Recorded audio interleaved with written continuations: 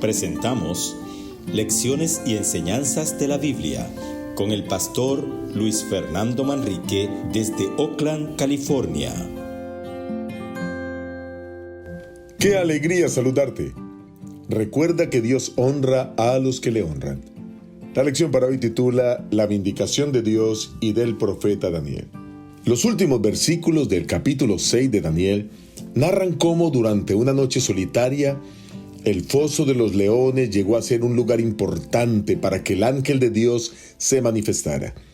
Dios envió a su ángel para librar a Daniel de los leones.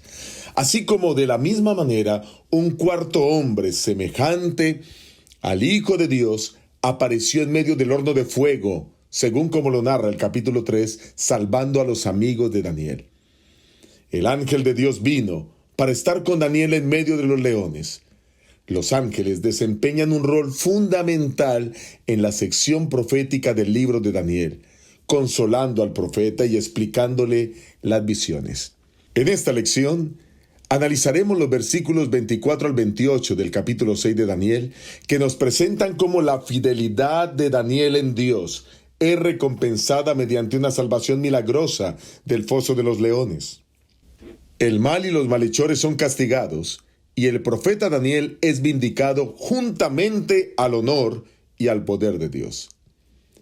Lo presentado por este capítulo es un pequeño ejemplo de lo que sucederá a escala mundial al fin del tiempo.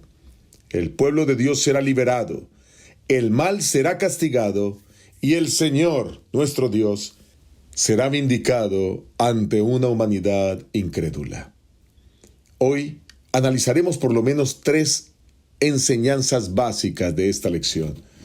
Número 1, la consecuencia de atacar a los hijos de Dios. Número 2, el rey Darío alaba a Dios. Y número 3, Daniel es un tipo de Cristo. Entremos en la primera parte. El airado rey actuó en la forma acostumbrada de los déspotas reyes de su tiempo. Después de darse cuenta de todo el complot que se levantó para engañarlo a él y llevar a Daniel al foso de los leones, y luego de ver la manera milagrosa como Dios lo libera, entonces ahora este rey, el rey Darío, da una orden. Versículo 24 del capítulo 6 del libro de Daniel. Dice la palabra de Dios: luego ordenó el rey que trajeran aquellos hombres que habían acusado a Daniel, y fueron echados al foso de los leones, ellos, sus hijos y sus mujeres. Y aún no habían llegado al fondo del foso cuando los leones se apoderaron de ellos y quebraron todos sus huesos. Daniel fue liberado de los leones. La vindicación de Daniel implicó también la condenación de quienes conspiraron contra él. Por orden del rey, los enemigos de Daniel fueron puestos en el mismo foso en donde Daniel había pasado la noche, y como resultado, fueron destruidos por los leones, los cuales les atacaron inmediatamente, demostrando cuán hambrientos estaban realmente. Para la mente moderna, es difícil aceptar el hecho de que el rey incluyera a la familia en el castigo de los conspiradores. Sin embargo, tengan en cuenta que el rey simplemente estaba siguiendo una práctica de su época, aunque horrible, por cierto. Dios en ningún momento ordenó que esto se hiciera. Tampoco esto fue un deseo de venganza por parte de Daniel. Esto solamente fue la voluntad del rey Darío el Medo, conforme a la costumbre de su época. Tanto Herodoto como Amiano Marcelino, 2 grandes historiadores, atestiguan que condenar a muerte a las esposas y a los hijos junto con los hombres sentenciados estaba de acuerdo con las costumbres persas. Sin embargo, así no piensa Dios. El pensamiento de castigar a las esposas y los hijos por causa de los pecados de los esposos y padres va en contra de nuestro más elemental sentido de justicia. Es más, eso está prohibido por la Biblia. Deuteronomio capítulo 24, 16, así lo demuestra. Dice el Señor: los padres no morirán por los hijos, ni los hijos por los padres. Cada uno morirá por su pecado. Lo que Dios hizo aquí fue salvar a Daniel de los leones. Y con esto dejó claro la inocencia del profeta en todos los asuntos relacionados con el rey. El versículo 22, el mismo Daniel habla acerca de su inocencia, y dice que esta fue la razón por la cual Dios le liberó. Al haber maquinado todas estas acechanzas contra Daniel, sus enemigos también habían maquinado contra Dios, y como resultado fueron hallados culpables y fueron castigados como corresponde por el rey medo-persa. La segunda enseñanza en la que queremos hacer énfasis en esta lección es que el rey Darío alaba a Dios. Un aspecto trascendental de este relato es el hecho de que este rey, cuya naturaleza y formación era pagana, reconoce la sabiduría divina. Esto también deja ver que estas alabanzas o estas expresiones de reconocimientos a Dios también fueron dadas en capítulos anteriores, especialmente por el rey Nabucodonosor. En Daniel capítulo 2, el versículo 20 al 23, Daniel 3, el versículo 28 y 29, Daniel 4, del versículo 1 al 3, y luego el 34 al 37. Todos estos versículos dejan ver a las claras que gracias al testimonio de Daniel y de sus amigos, ahora los más grandes jerarcas del mundo en aquel instante debían reconocer a Dios como el único y verdadero Dios creador que está sobre todas las cosas. De la misma manera como el rey Nabucodonosor, Darío responde a la liberación de Daniel alabando a Dios, pero va más allá, porque él ahora revierte el decreto anterior y ordena que todos teman y tiemblen ante la presencia de Dios. Miren cómo narran los versículos 25 y 26. Entonces el rey Darío escribió a todos los pueblos, naciones y lenguas que habitan en toda la tierra: paz os sea multiplicada. Y dice el verso 26, de parte mía es promulgada esta ordenanza, que en todo el dominio de mi reino todos teman y tiemblen ante la presencia del Dios de Daniel, porque Él es el Dios viviente y permanece por todos los siglos. Su reino no será jamás destruido y su dominio perdurará hasta el fin. Debemos tener en cuenta que no solo Daniel es vindicado.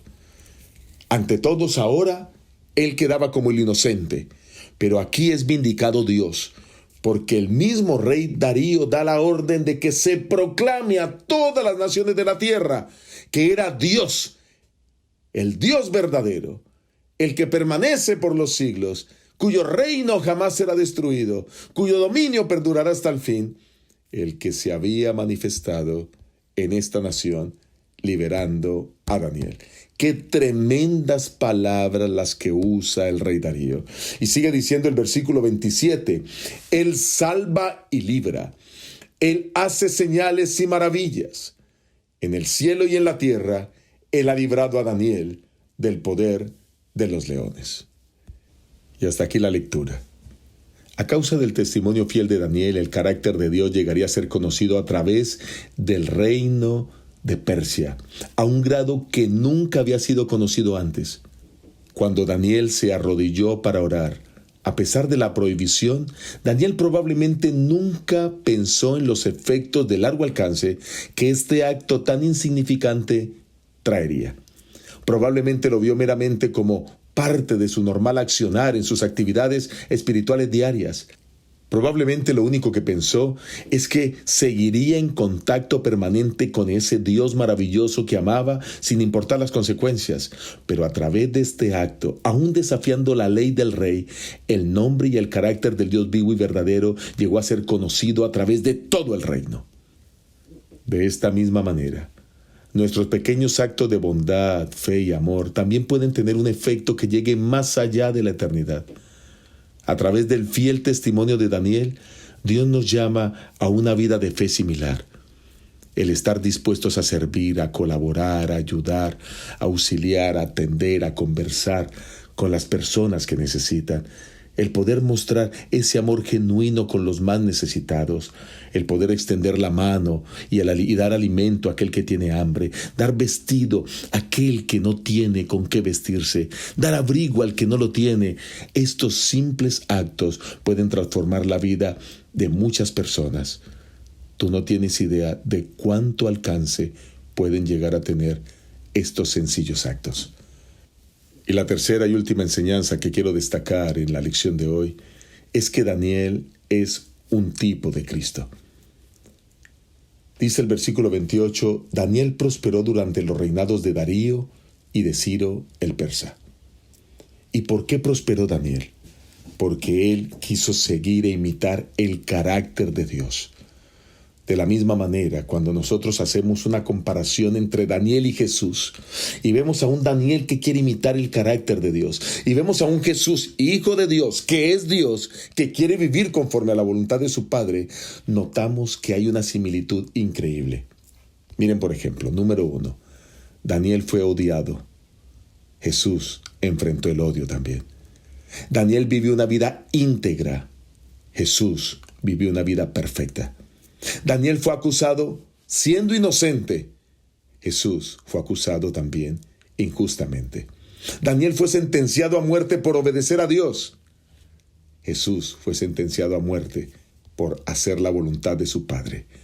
Daniel fue condenado por el poder político. De igual manera, Jesús fue sentenciado por Poncio Pilato, quien era el poder político de su época. En el caso de Daniel, los ángeles estuvieron con él para cerrar la boca de los leones. En el caso de Jesús, los ángeles estuvieron allí para hacer que la tumba se abriera. Daniel fue librado de la muerte. Jesús resucitó de los muertos. Después de esto, el nombre de Dios fue glorificado en la historia de Daniel. Y después de la resurrección, el nombre de Dios ha sido predicado a millones y a millones en todo el mundo y seguirá predicándose hasta que Cristo venga en gloria. Mientras Daniel surgió de la tumba que se le había preparado, el surgimiento de Jesús de la tumba garantizó que todos nos levantemos y podamos ahora heredar la eternidad. Qué tremendo modelo el que ha sido Daniel para nosotros. Así como qué tremendo modelo el que Jesús lo es para nuestras vidas. Por eso te invito a que tú puedas imitar a Dios en todo. Es bueno que recordemos que el objetivo de Daniel en la vida no era ser el mejor estadista o administrador público, aunque lo era. Eso era el resultado de su vida de comunión con Dios. El verdadero objetivo de Daniel era glorificar a Dios con cada una de sus acciones y de sus pensamientos. ¿Cuál es la meta o propósito para tu vida? Yo te invito a que sea uno, glorificar a Dios. ¿Qué es lo que tú ambicionas en educación, en grados, en títulos? Yo te invito a que el más importante sea el tener el título de la eternidad, el prepararte para aquello. ¿Cuál es el pensamiento que tú quieres tener cada día? ¿Cuál es tu deseo de grandeza intelectual? Quizás el participar en asambleas legislativas, el poder gobernar una nación. Quiero decirte que no hay nada de malo en esas aspiraciones, pero lo único que debe guiar tu vida es el deseo de alabar y glorificar a Dios. De esta manera, la narración de Daniel 6 comenzó con un decreto que forzaba a todos a hacer pedidos solo al rey, pero concluye con un decreto del mismo rey que ordena a todos adorar al único y verdadero Dios. Que Dios te bendiga. Recuerda que Dios honra a los que le honran. Dios te acompañe.